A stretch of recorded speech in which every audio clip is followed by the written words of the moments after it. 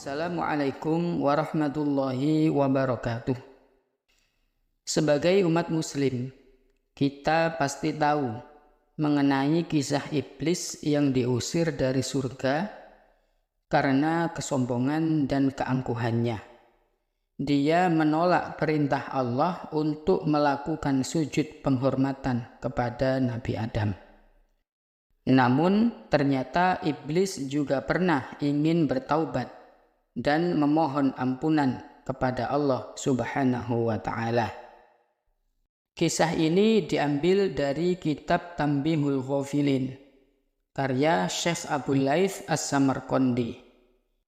Iblis laknatullah adalah nenek moyang bangsa jin yang nama aslinya Azazil.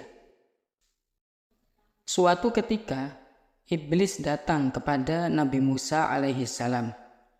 Dan iblis berkata, "Wahai Musa, engkau adalah manusia yang dipilih oleh Allah Subhanahu wa Ta'ala dengan risalah kenabian darinya. Dan Allah berbicara kepadamu dengan pembicaraan secara langsung. Dan aku adalah iblis ciptaan Allah yang dulu pernah berbuat dosa.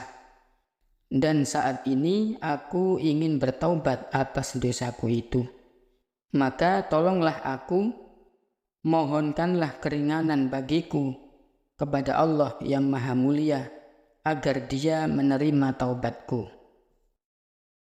Setelah mendengarkan permintaan iblis, Nabi Musa alaihissalam berdoa kepada Allah dan menyampaikan apa yang dikatakan oleh iblis. Kemudian Allah berfirman, "Wahai Musa, sampaikanlah bahwa aku telah mengabulkan permohonan iblis. Namun dengan syarat, iblis harus memberikan sujud penghormatan di kuburan Nabi Adam yang dulu belum dia lakukan." Ketika Nabi Musa alaihissalam bertemu dengan iblis, Nabi Musa menyampaikan hal tersebut dan berkata, "Wahai iblis, engkau diperintahkan oleh Allah untuk melakukan sujud penghormatan kepada Nabi Adam alaihissalam di kuburannya. Maka Allah Subhanahu wa Ta'ala akan menerima taubatmu." Mendengar perkataan Nabi Musa itu, iblis kembali merasa sombong dan marah. Dia berkata, "Saat Adam hidup saja aku tidak mau bersujud kepadanya, apalagi saat ini ketika dia telah mati." Keinginan iblis untuk bertobat tidak terwujud karena sifat sombong dan marahnya kepada Nabi Adam.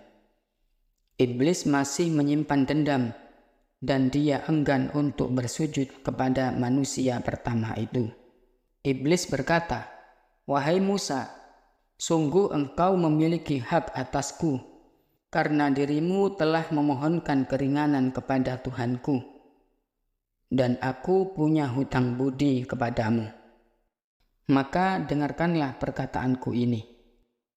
Ingatlah diriku dalam 3 keadaan, supaya engkau selamat dari kebinasaan. Pertama, ingatlah aku saat dirimu marah, karena saat itu akulah yang berbisik dalam hatimu, dan pandanganku ada di dalam pandanganmu. Aku masuk ke dalam dirimu melalui aliran darah. Yang kedua, ingatlah aku ketika engkau dalam berjihad, karena aku mendatangi manusia saat dia berjihad. Lalu aku ingatkan kepada mereka, anak-anak dan istrinya, sehingga mereka lari dari peperangan. Dan yang terakhir, janganlah engkau duduk bersama lawan jenis yang bukan mahram, karena aku adalah perantaranya kepadamu dan perantaramu kepadanya untuk berbuat zina." Ikhwatal iman rahimakumullah. Dari kisah ini ada 3 keadaan yang membuat iblis akan efektif menguasai manusia, yaitu saat marah, saat berkecamuknya perang, dan saat berdua dengan lawan jenis yang bukan mahram. Hal ini sangatlah logis, karena dalam 3 situasi tersebut, kondisi psikologis manusia sangatlah labil, sehingga seseorang berpotensi untuk bertindak di luar kendali atau akal sehatnya. Pada saat marah, setan akan membangkitkan nafsu amarah di dalam hati, hingga seluruh kejelekan bisa masuk ke dalam diri kita.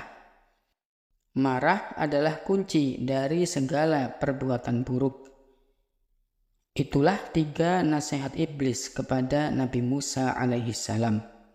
Semoga kita bisa mengambil pelajaran dan senantiasa dijaga oleh Allah dari kejahatan iblis dan sifat marah yang diwarisinya.